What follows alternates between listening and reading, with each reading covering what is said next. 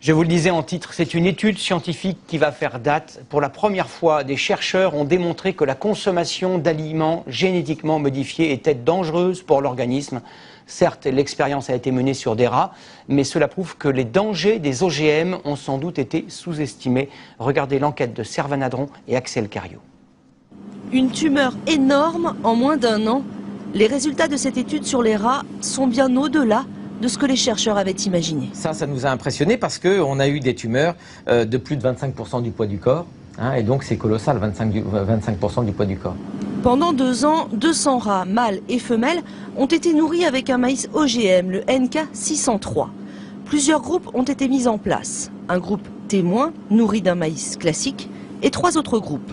Un nourri avec du maïs OGM, le deuxième avec du maïs OGM, cultivé comme souvent avec de l'herbicide, ici du Roundup.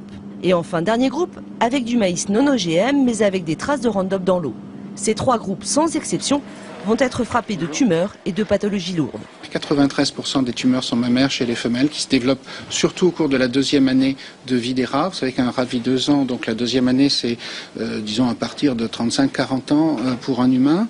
Et ensuite on observe des pathologies hépatiques et rénales qui les empêchent d'avoir une vie normale. Des maladies qui apparaissent très vite. Les tests réglementaires sont sur 3 mois.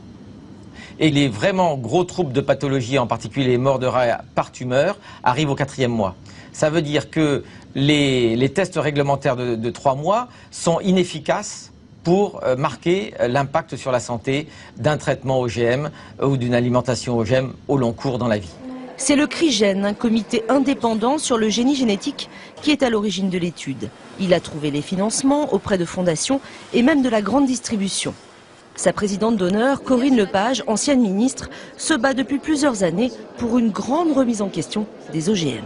Il ne s'agit pas de la culture, il s'agit de la consommation, de ce que nous mangeons par le biais de la viande, du lait, des plats cuisinés dans lesquels il y a des ingrédients OGM. Et le temps est venu de faire ce que nous demandons depuis des années, c'est-à-dire des vraies études d'impact sur la santé humaine.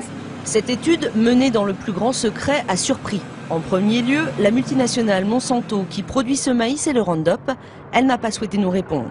Les professionnels français des semences ne cachent pas, eux, leurs doutes. On est extrêmement surpris des résultats, parce qu'on n'a jamais connu de résultats de ce type, donc on souhaite en savoir plus. Stéphane Le Foll, le ministre de l'Agriculture, a saisi cet après-midi l'Agence nationale de sécurité sanitaire. Il demande que soient revus tous les protocoles d'homologation en France, mais aussi en Europe.